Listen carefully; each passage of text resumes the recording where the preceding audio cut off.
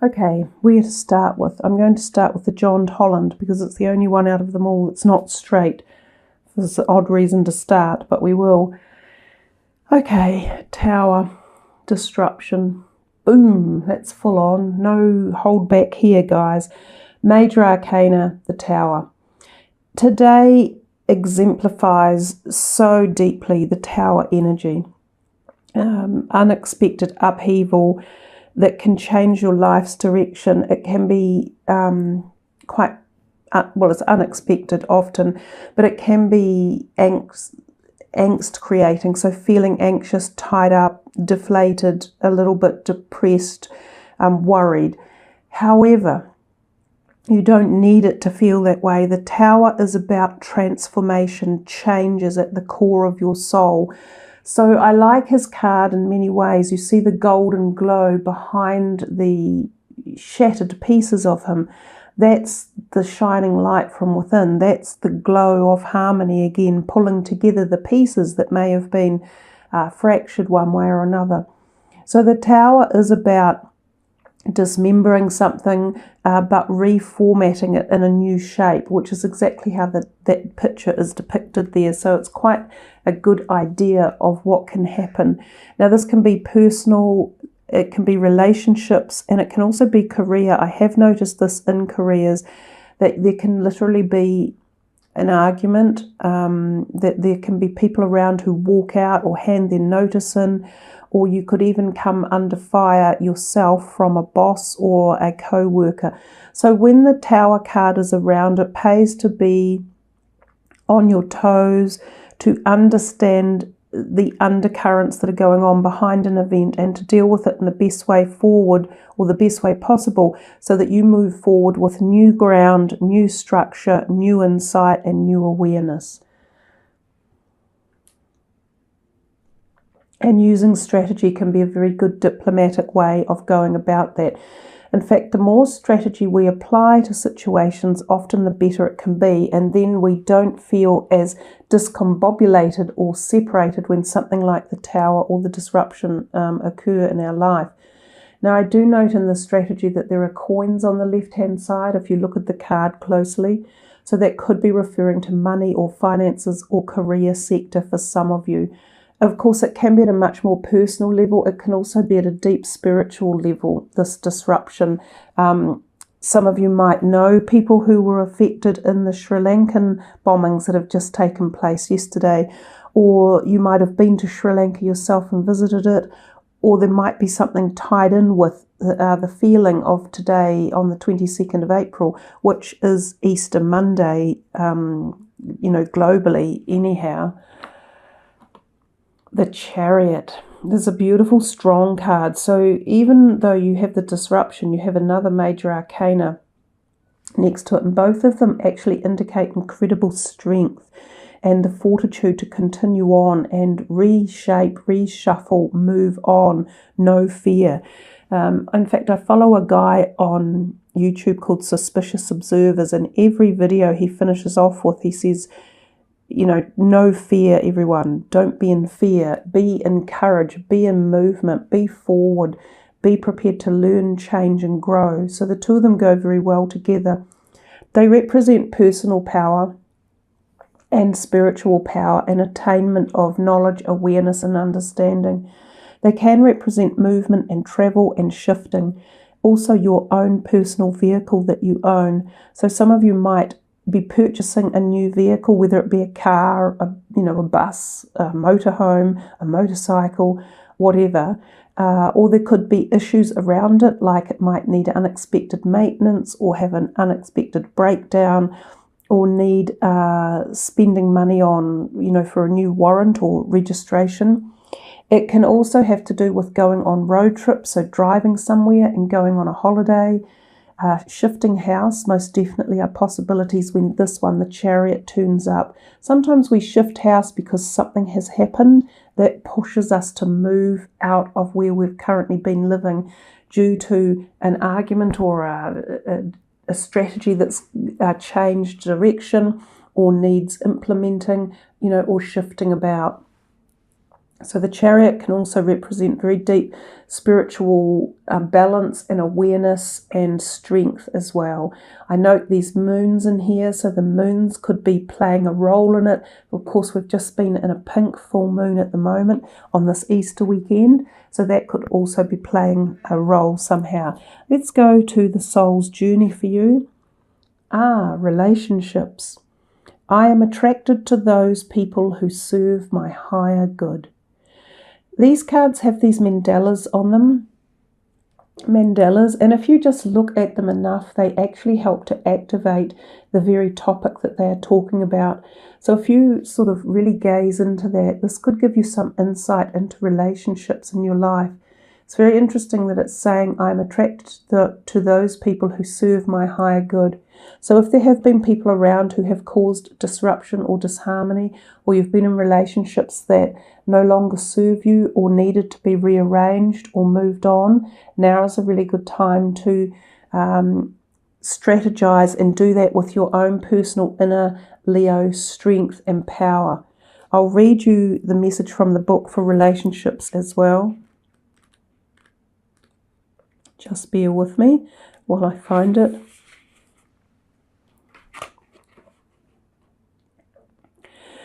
In this three-dimensional world in which we live, there is a sense that we are separate from one another and also that we meet by chance. This is an illusion. The people in our lives are drawn to us and are here for a reason. It is through sharing experiences and having relationships with others that we begin to understand ourselves. When someone appears in your life, you must see what is not resolved or whole in the person and understand the lessons he or she brings home to you. You draw others to you like magnets in order to learn various aspects of yourself. The people you have close relationships with on earth are usually members of your soul family. You have chosen to incarnate together to help each other learn lessons, even though it may not seem that way to you now. Once a lesson is learned, don't be surprised if that person fades away. People are in your life for a reason, a season, or a lifetime. So we'll wait and see what other cards turn up. There is a possibility here of new relationships coming in that are charmed and full of your next learning lesson. Sometimes these are still difficult or painful, and other times they are full of love and harmony and bliss and support and nurture. But if this one does represent a relationship that was just destined to be moved on, know that you have learned from it and grown, even though it might not feel like it at present, and that your soul is evolving and taking you to the next step of higher awareness and connectedness. Wow. Yeah, walking away again can be from anything. You can be walking away from a career or a country you lived in or a neighborhood. You could be walking away from decisions or belief systems, but often this is walking away from an emotional thing such as relationships. And we have so many messages in here about walking away, but also receiving new relationships coming in. And once we allow ourselves to do the walking away, then we allow the new ones to come in. So just remember, this could be anything in your life. It can also be health regimes. It can be understanding life at the higher level and awareness as well. Emotional withdrawal. We can feel that way when we go through something like the disruption. We can feel like we need to do exactly what he is doing on that card, seeking a little bit of solace, meditation, time out, recuperation, seeking answers from ourselves and also from higher areas of life. In fact, that card is a beautiful card. It's really peaceful to look at. It sort of tunes us into nature as well, so being at one with nature and bodies of water. It's also the number 8, which is the karmic number of lessons and, eternal growth and knowledge and understanding. This card can turn up when we find ourselves in a situation where we have seen an unbalanced relationship.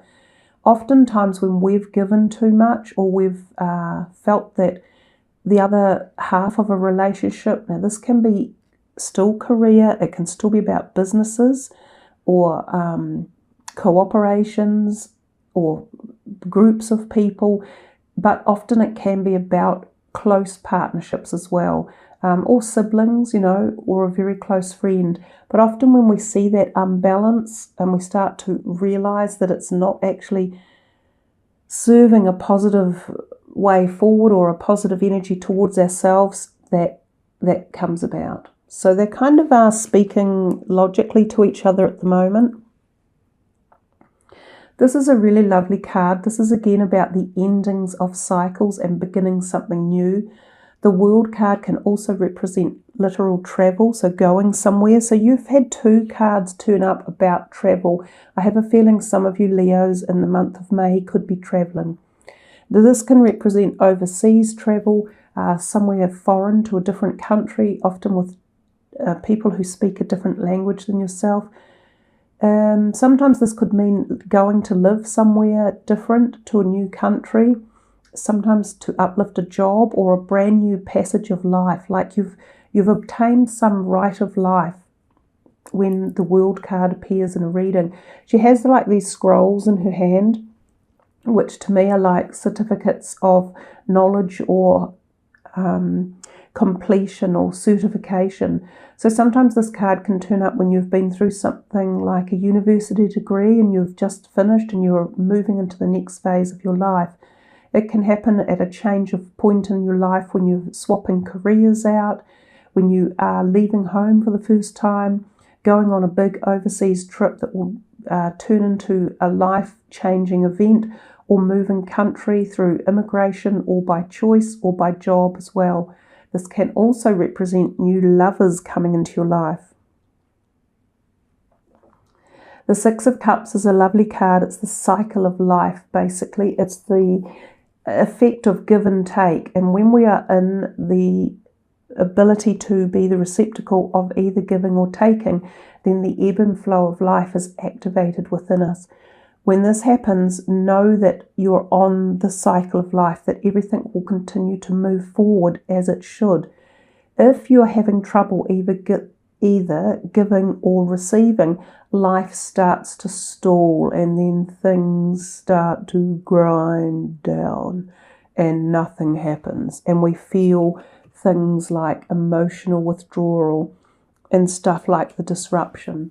So knowing how to balance life, knowing how to balance the giving and the taking, the gratitude, the harmony, the love, the time out, the meditation, the happiness, the laughter, the partying, all of those things, when you balance them, you become free-flowing. Life moves with greater ease. It's just like oiling the chain on a bike. If you're trying to hop on a push bike and the chain is stuck, rigid, tight, it's very difficult to pedal the bike. But if you put some silicone on it or some sort of lubricant and you hop back on the bike and start to pedal, you're free flowing and the bike moves and your journey begins. It's the same analogy. Also, sometimes with this card, you could be on the receiving end of some sort of money or increment, a pay rise, a gratuitous gift, an inheritance, things along those lines. So it does bode well often for finances. If you're not getting it, you're often giving it to someone who needs it that you know of. Yep, exactly. Beautiful synchronistic messages. Angel of balance. We've just talked about it. This whole card, as I said, represents the balance of the life flow, the yin-yang, the energy of your whole being. How do you want your cycle, pardon the pun, of life to flow? If you want to receive, you must give. If you want to give, you must receive. If you want ease in your life and you want forward journey and you want to know your next destination and you want to evolve, these are the things that you need to do. The Angel of Balance is another beautiful message of what I've just talked to you about. Nice, blossoming abundance. This card came out for someone recently, and I think we counted 8 or 9 coins in this card. So this can reference again this money that is possibly coming to some of you. There feels as though there could be some buoyancy around your money, especially if you're in some sort of balance or you balance things up to allow free flow. And it's not just money. We can see the whole picture on that card is just, it's so pretty. It bodes beautiful blossoming plants, happy nature. So it's a feeling of bliss and euphoria and harmony. So blossoming abundance at many, many levels in your life, including possibly health, relationships, love, spirituality. It is a beautiful card. Partnerships and alliances is another really nice one. This is the 3 of Wands. Again, this can be considering forming a new alliance or partnership, sometimes going overseas. So travel can be a part of this one, or expansion. This is the card of expansion and choices, and often involves a greater perspective than where you currently are. So sometimes, especially via the internet, it can be growing a business technologically or into other aspects or parts of the globe. So sometimes you might travel to do it, to form these partnerships and alliances, of which they were also in this World card. Other times you might go out by yourself to merge with someone to create these possibilities. This is very, very good bunch of cards for technically for career advancement, growth, partnerships, liaisons, communication, all sorts of stuff here. So your money business that's coming in might well be tied up with a career opportunity. But I also still feel as though there could be family money tied into this somehow along the line as well. Oh, the 9 of Cups, the Wish card. Now, do you know, I couldn't tell you the last time this card came out. I haven't seen it turn up in a reading from the John Holland deck for a very, very long time. So beautiful is that picture to look at. It says fulfillment of wishes. Your wishes are granted. This is an opportunity. This is a wee bit like the Magician card. It's as if the universe is saying to you, timing is ripe to do something here, guys, to act on this blossoming abundance, to understand the journey of life and to show your strength, and to know that when disruption comes, it takes you back into these opportunities of growth and learning and the ability to walk away from what is not serving you, to balance life out in harmony, and to explore the world, because the world is your oyster when you get something like the Wish card coming in. Really enjoying the way your reading's coming together. Judgment and disruption are very, or the Tower, very, very similar. Again, you see, so the more cards we start dealing, the more messages we're duplicating. I have a feeling they're almost ready to close the reading down because we are starting to replicate messages. The Judgment is very similar to the Tower in as much that you get this epiphany, like this horn blowing on the top of his mind, illuminating his head, and there's illumination here on the top of his head, that you get this epiphany that you understand something wasn't working, it just wasn't serving you right. So you balance things out and you take time to find resolve and to have a strategy on how to move forward and change what wasn't serving you and turn it into your positive purpose in life. And that's what the Judgment is. Sometimes too, the card can denote things going on with your head, either physical pain like eyesight, earaches or toothaches, but also sometimes feeling anxious. So I think for the month you've got some great positivity and options in many aspects of your life, even including this one, the relationships. But somewhere there's there's a need for you to also take some time out and really balance the body and bring some harmony and peace back into anything that creates anxiety or tension for you. Oh, I pulled 2 up by mistake. You've had a 11 before, I think, but you've now got cornucopia, and I said the messages are starting to just replay themselves, and we've got the goddess of the moon. So the goddess of the moon is very much about, sort of connecting with your higher self, feeling into intuition in particular, paying respect to the divine aspect of our knowledge and wisdom and our life and our journey that we chose to take. But also that cornucopia is coming into your life as well. So I think if we have cornucopia, fulfillment of wishes and blossoming abundance, you guys, even with the other stuff that was going on in the background, which is there for you as messages as well, but these ones just seem to shine out and really offer sort of hope, prosperity, evolvement, positivity, high vibrational energy stuff. So you have a dichotomy going on in the reading where there is a bit of both. So there's whether or not your month will actually split itself in 2, I'm not sure, but there's really good highs, and then there's some stuff that fuddles you or makes you feel ungrounded or uncertain, and then you come back into all this magic again and then back down. That's what I'm feeling. So it's coming and going, but boy, beautiful, beautiful cards for you guys to have turn up for your reading.